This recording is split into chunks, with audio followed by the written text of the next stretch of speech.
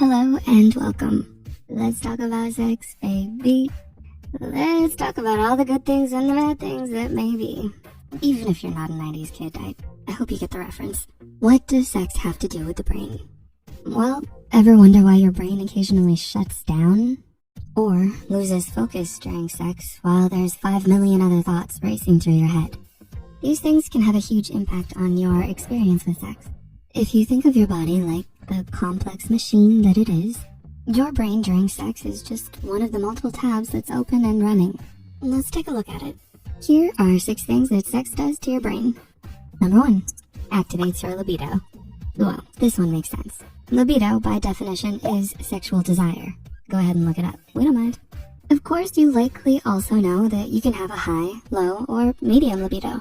There's a whole range, and having a low or lowish libido isn't necessarily a bad thing. In fact, it's more common than you may think, so no worries. Libido is directly affected by hormone release and learned behaviors, both of which are things your brain will signal. Number 2, increases your adrenaline.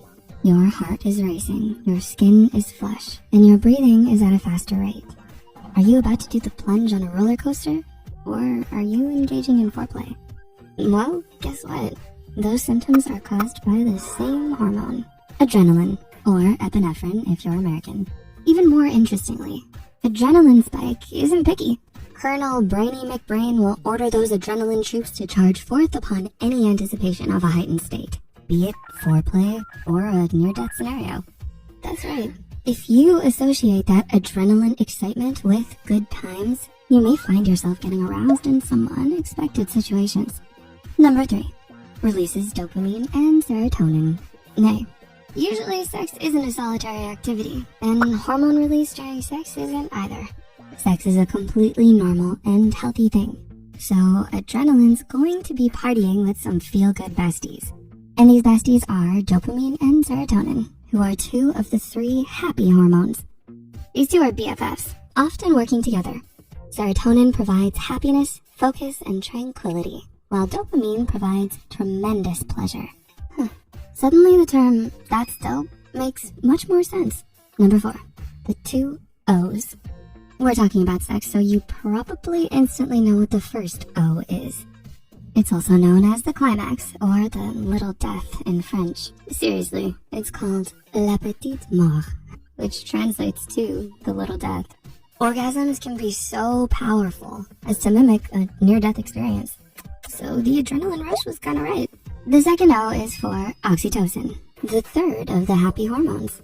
Oxytocin is also known as the love hormone, and it functions to lower stress and anxiety. This is also why it feels nice to cuddle puppies or get warm hugs from loved ones. Number 5, sex may make you sad. Have you ever had sex and asked yourself, what? That's it? This is the sex that everyone's been hyping about? When this happens, your brain could have built up unrealistic expectations or feel a range of negative feelings, even if things went well from an outer perspective. This is known as postcoital dysphoria. Overall, sex may not have been a positive experience for you.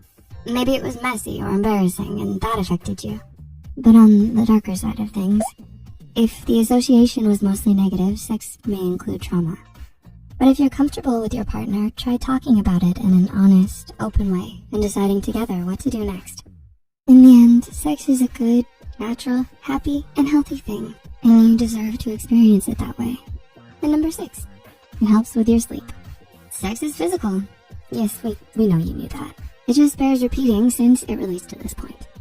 Sex helping with sleep makes sense if you sum up some of the earlier points and consider that sex is, well, it's physical exertion, maybe even exercise. So you've got physical exertion and hormone release, and this hormone release induces feelings of happiness and calm while lowering stress and anxiety. We'd say that sounds like a perfect recipe for a good and restful sleep. Sex is a beautiful, bonding, engaging experience. At least it's meant to be. The emotion attached to the act is very human, with even the messy, complicated awkwardness being part of the full package. Did you learn anything new or gain some insight?